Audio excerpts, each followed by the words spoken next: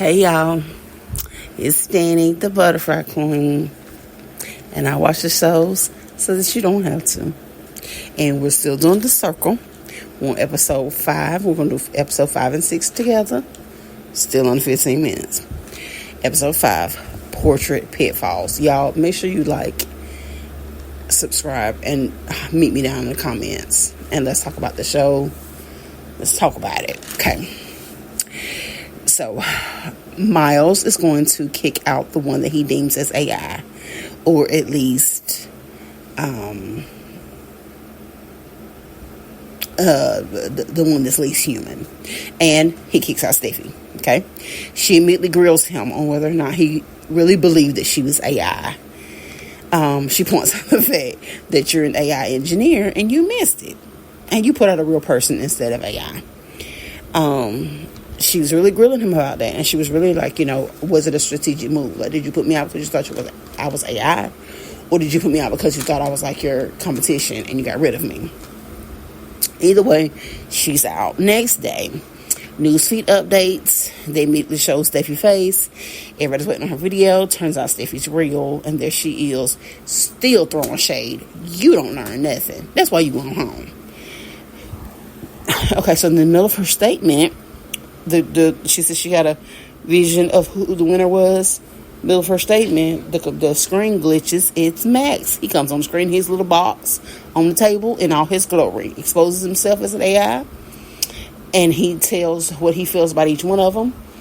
And every one of them, you could see the expression on their face when they realized that, oh my gosh, it was Max. I was really having a conversation with an AI. Okay.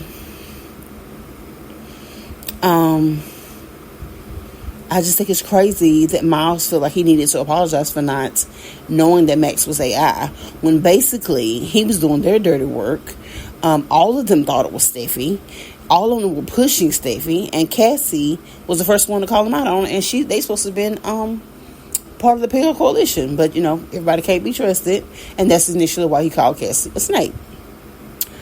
And she's the head of the Pale Coalition, so that they do what she did, what they do. They turn on you. So they're all sitting around licking their wounds about being wrong about Steffi, and sure enough, they pull up a game, Poor Traits, which is the picture game when you draw the picture. They do this every season on The Circle, and it gets progressively bad. Kyle drew a picture of Olivia, Cassie drew Miles, Paul drew Lauren, Miles drew Cassie, Olivia drew Paul, Lauren drew QT, and QT drew Kyle. The fake was faking and the shade was real. But Cassie wants to talk to Miles about it, and Miles has to admit and come on clean with her. After a little coercion, she forgives him, but he was saying that he thought it was just a roast. He was trying to be funny. He really didn't see, Miles is a natural jerk, so he didn't see what she was upset about or why she should be upset about it or whatever.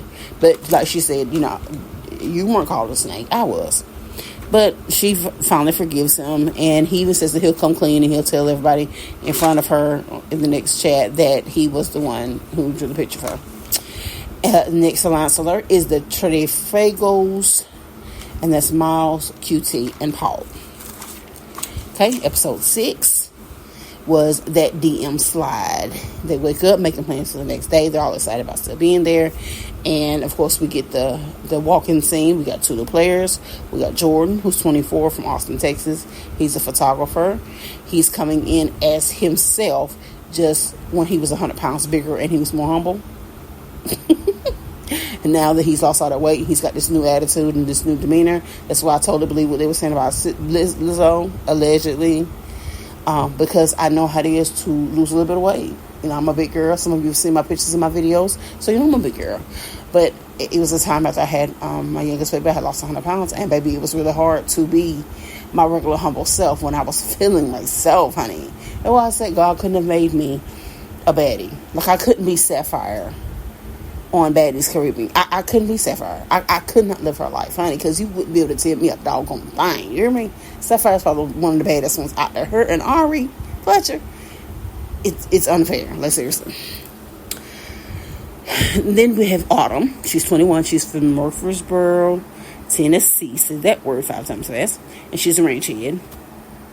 Of course, Autumn and Cassie has this country connection thing. And they were able to figure out who they wanted to do a individual chat with, so that they were all kind of vying for those two attention, and they were able to pick who they wanted. And of course, Jordan picked Miles and Autumn picked Paul.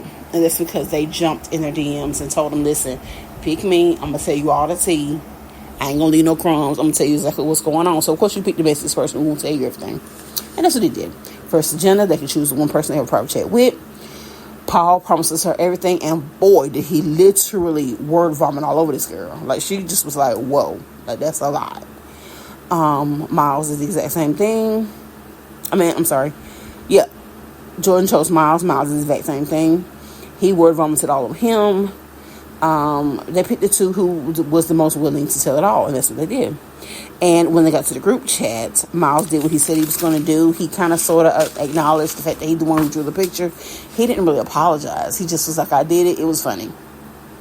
But, she was the typical woman, well, he was a man of his word, and he did what he said he was going to do. Girl, he did absolutely nothing. He basically kept laughing at you in your face, is what he did. But that's what we, as women, do. We fall in love with the potential.